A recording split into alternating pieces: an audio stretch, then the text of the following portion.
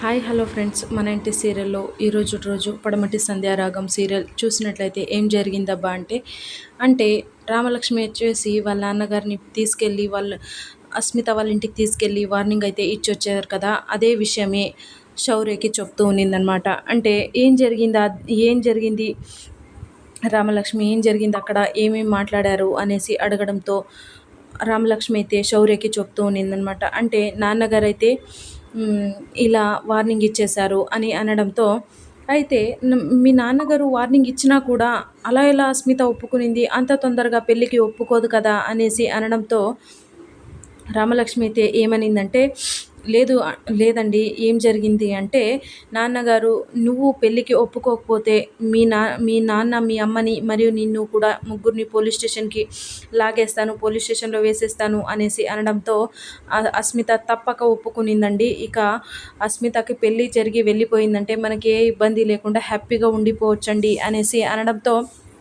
చాలా అంటే చాలా శౌర్య కూడా సంతోషంగా హ్యాపీగా ఫీల్ అవుతూ అద్దెని ఆట పట్టిస్తూ ఉంటే సడన్గా పడిపోబోతుంటే శౌర్య పట్టుకున్నాడనమాట.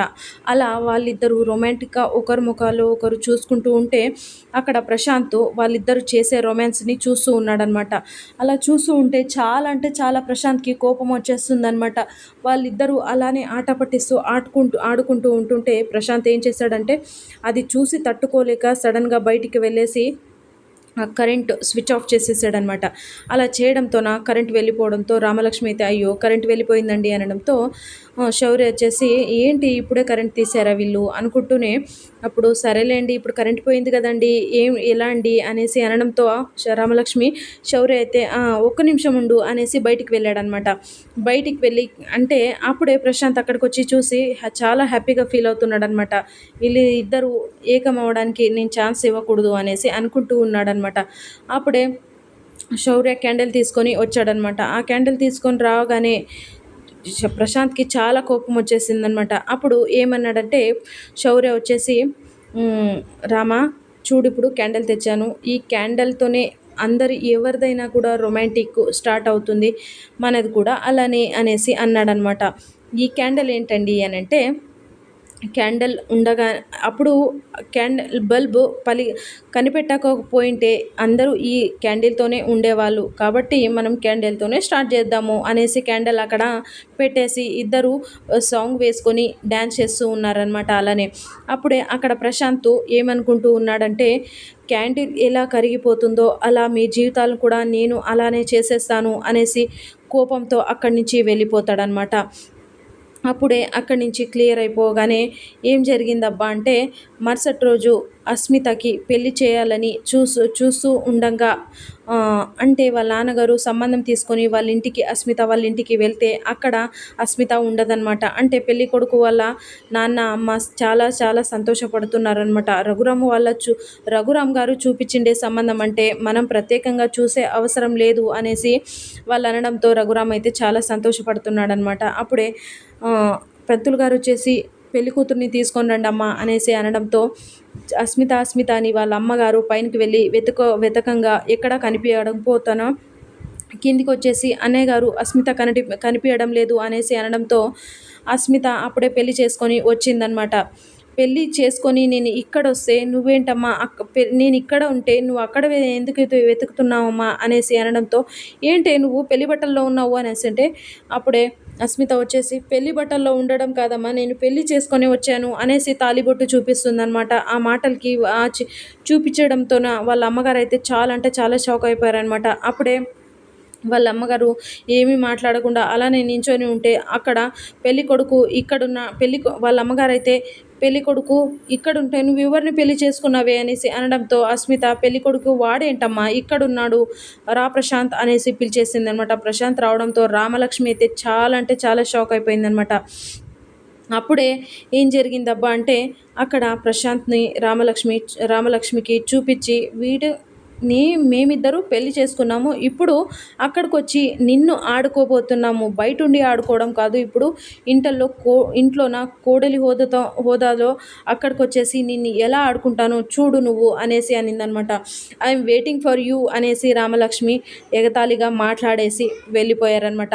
అక్కడ అలా వెళ్ళిపోతుంటే ఆ, రామలక్ష్మి వాళ్ళ నాన్నగారు రఘురామ్ మరియు జానకి బయటికి వెళ్ళి వస్తూ ఉంటే సడన్గా శ్రీను వాళ్ళ ఆటో ఎక్కేశారనమాట. అప్పుడే శ్రీను ఆటో తోలుతూ ఏం చేయాలబ్బా అని తప్పక ఇక స్కార్ప్ అంటే కర్షిప్ కట్టుకొని మొహానికి ఆటో తోలుకుంటూ వస్తూ ఉంటే వాళ్ళ నాన్నగారు అయితే ఏమన్నారంటే, రఘురామ్ గారు అయితే ఏమన్నారంటే, శ్రీను అయితే వాళ్ళ నాన్నలా కాకుండా చాలా బుద్ధిమంతుడిలా జాబ్ చేస్తున్నాడు. అదైతే నాకు చాలా సంతోషంగా ఉంది అనడంతో శ్రీను ఆ బాధల్ని తట్టుకోలేక ఏడుస్తూ ఉంటే అప్పుడు కళ్ళల్లో కన్నీళ్ళు తుడుచుకుంటూ ఉంటే కర్చీఫ్ కిందకి పడిపోయిందనమాట. సడన్‌గా జానకి చూసేస్తుందనమాట. చూడడంతో మొహానికి కూడా కర్చీఫ్ కింద నుంచి పైనికి లాగేసుకుంటాడనమాట.